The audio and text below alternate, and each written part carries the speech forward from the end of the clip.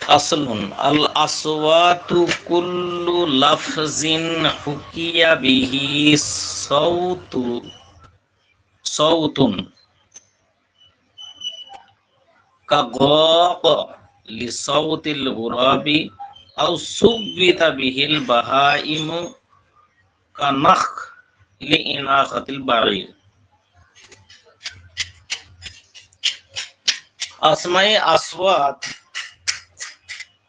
প্রত্যেকটা এমন শব্দ, হুকিয়া বিহি যার দ্বারাই বর্ণনা করা হয়, সাউতুন কোন আওয়াজ, চাই গাড়ির আওয়াজ হোক, চাই জীবজন্তুর আওয়াজ হোক, চাই যে কোনো আওয়াজ হোক না কেন। তো আসওয়াত প্রত্যেকটা এমন শব্দ, হুকিয়া বিহি যার দ্বারাই বর্ণনা করা হয়, নকল করা হয়। হুকিয়া আসল তর্জমা হলো নকল করা।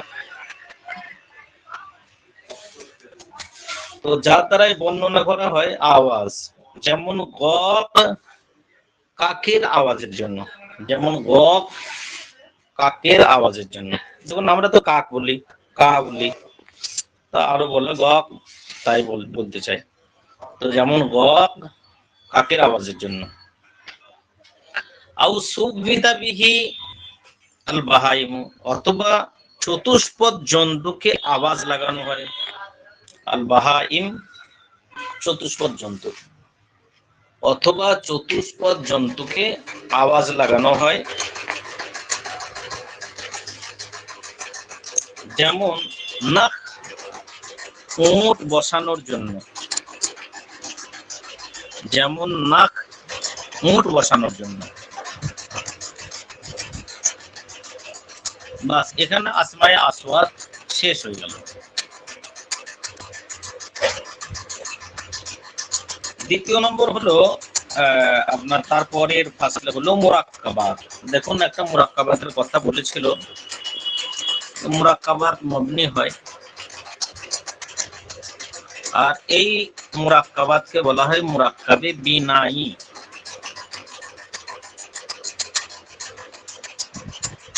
আর সেটা 11 থেকে নিয়ে 19 পর্যন্ত সংখ্যাগুলো।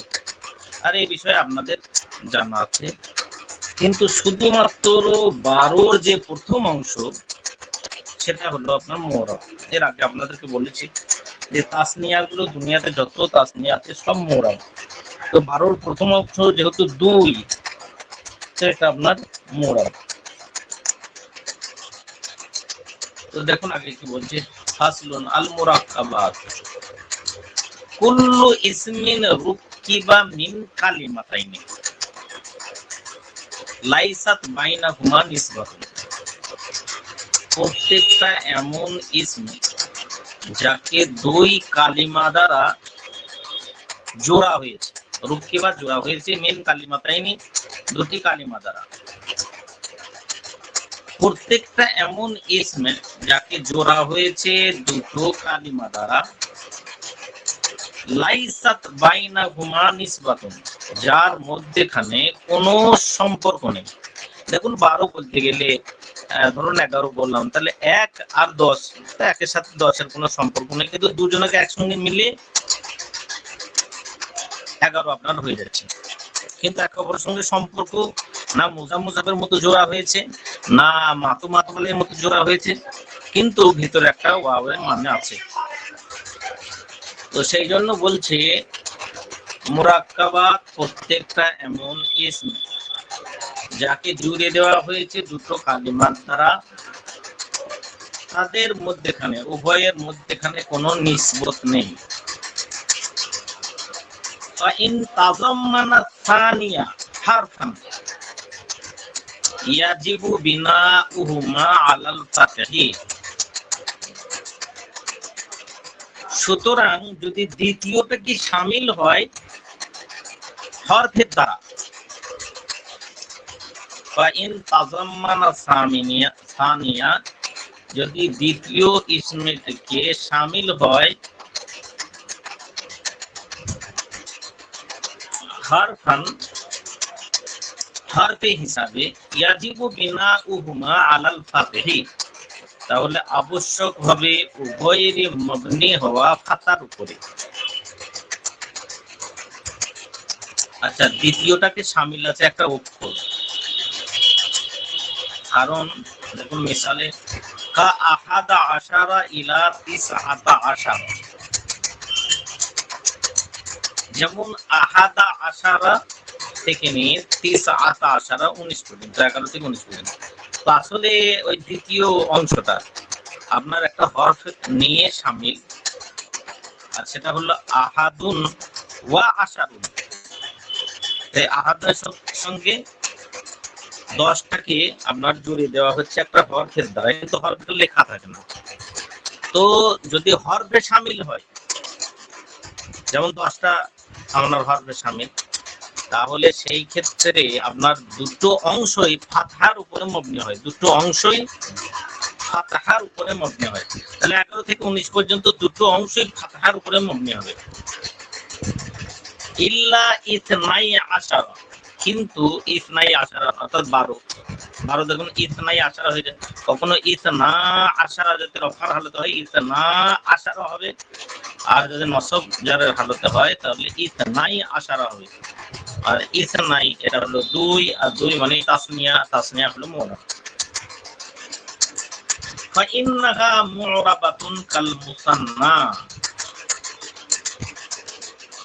এই জন্য যে সেটি মুরাব তাসনিয়ার মতো, এই জন্য যে সেটি তাসনিয়ার মতো মুরাব।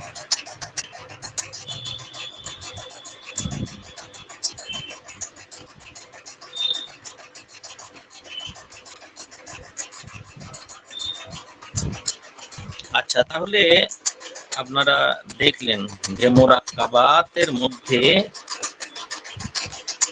দ্বিতীয় অংশটা যদি কোনো অক্ষরকে শামিল হয় তাহলে দুটোই ফাতহার উপরে মবনি হয়, যেমন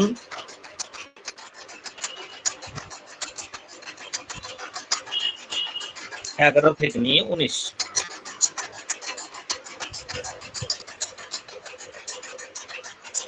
কিন্তু যদি হরফকে শামিল না হয় তাহলে কি মবনি হবে? যেমন এর আগে আপনাদেরকে একটা মুরাক্কাব বুঝিয়েছিলাম, যেটা মুরাক্কাবে মানা সারফ বলা হয়। তো সেগুলো কি মবনি হবে? যেমন আপনার করিমগঞ্জ, আহমদাবাদ, দুটো শব্দ নিয়ে একটা নাম করা হয়েছে, কিন্তু দ্বিতীয় অংশটায় আহমদ আবাদ, এই আবাদ অংশটায় কোন প্রকার হরফই নেই, হরফে দেওয়াও নেই, কিন্তু আহাদ আশারাটা একটা হরফের শামিল, সেটা হলো ওয়াও। তো ওইটা ওই মুরাক্কাবগুলো কি মবনি হবে? এর ভিতরে আপনার ইখতিলাফ আছে। ইখতিলাফ বোঝানো হবে আগে। দেখুন, ওয়া ইল্লাম ইয়াতাযাম্মান যালিকা, আর যদি সেটি হরফকে শামিল না হয়, আর যদি সেটি অর্থাৎ দ্বিতীয় ইসমেটি হরফকে শামিল না হয়, ফাফিহা লুগাতুন, তো ওই ব্যাপারে কয়েকটি ভাষা, ওই ব্যাপারে কয়েকটি উক্তি, ভাষা না বলে উক্তি, তো ওই ব্যাপারে কয়েকটি উক্তি। কি উক্তি?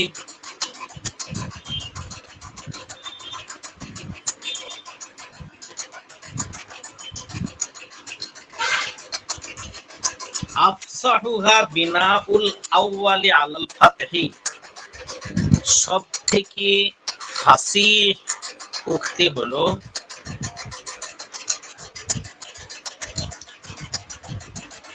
প্রথমটা মবনি হবে ফাতার উপরে, বিনাউল আউয়ালি আলাল ফাতহি, প্রথম অংশটা মবনি হবে ফাতহার উপরে।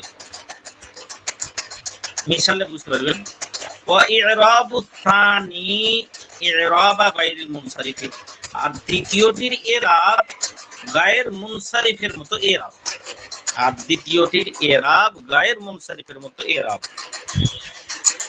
উদাহরণ বাআলা বাক্কা, যেমন বাআলা বাক্কা, দেখুন, বালা বাক্কা, বাল একটা শব্দ আর বাক একটা শব্দ। বাল একটা ঠাকুরের নাম। এই পুরাতন জামানায় আপনার মানুষের পুজো করতো, তার পুজো এখনো আবার হতে লেগেছে। ইসরায়েলিরা এপস্টেইন ফাইলে আপনার কিছু জায়গায় এর পুজো করে, আর একে জাগ্রত দেবতা বলে এরা গণ্য করে। তো যাই হোক, বাল একটা ঠাকুরের নাম, আর ভাক এটা হলো বাদশার নাম। ঠাকুর ওই বাদশা ওই ঠাকুরের পুজো করতো, তাই একটা শহর সে স্থাপিত করেছিল, সেই শহরটার নাম দেয় বালাবাক, যাতে করে ঠাকুরের সঙ্গে বাদশার নামটাও থাকে। এবার এটা দুটো অংশ, একটা বাল একটা বাক। বলছে এই ব্যাপারে কয়েকটা, এটা কোন বাকটা ওটা কোনো হরফে দিয়ে সামিল না, হরফের তাকাজাও করে না, একসঙ্গে দুটো ইসমে মেলানো হয়েছে। মুরাক্কাব তো বটে, কিন্তু দ্বিতীয়টার কোনো আপনার কোনো ঘর থেকে সামিল না। এখন কথা হলো যে, তো কয়েকটি উক্তি আছে এই ব্যাপারে। তো সব থেকে ভালো উক্তি হলো যে প্রথম অংশটা ফাতার উপর মবনি হবে, তাহলে আপনাকে সর্বসময় বালা করতে হবে, হালাতে রফি হোক নাসবি হোক যাতে হোক বালা করতে হবে। আর থাকলো বাক, ওই যে কাফের এরাব, ওটা গায়ের মুশরিকের এরাব হবে, তাহলে হালাতে রফিতে বাক্কু করবেন, বালা বাক্কু বলতে পারেন, হিয়া বালা বাক্কু। হালাতে নসবিতে পড়বেন আন্না বালা বাক্কা, আর হালাতে জারিতে পড়বেন কি বালা বাক্কা, গায়ের মুশরিকের এরাব। আশা করি বুঝতে পেরেছেন। দেখুন উদাহরণ দিচ্ছেন, নাহবু যা আনি বালা বাক্কু ওয়া রাআইতু বালা বাক্কা ওয়া মারারতু বি বালা বাক্কা। যেমন আমার কাছে বালা বাক এলো, আমি দেখলাম বালা বাক, ও মারারতু বি বালা। প্রথমটা হালাতে রাফিতে, দ্বিতীয়টা হালাতে নাসবিতে, আর তৃতীয়টা হালাতে জারিতে। মানে অবশ্য ঠিক না। যা আনি বালা বাক্কু, আমার কাছে বালা বাক আসলো, তো বালা বাক্য কি করে আসবে, শহরের নাম। তো সেই হিসেবে প্রথম মানেটা ঠিক না, দুটো, আর দ্বিতীয় দুটো মানে আপনার ঠিক। জি, আপনারা সকলে বুঝতে পারলেন ব্যাপারগুলো? খুব সহজ ব্যাপার। জি, পরের পৃষ্ঠা উল্টান।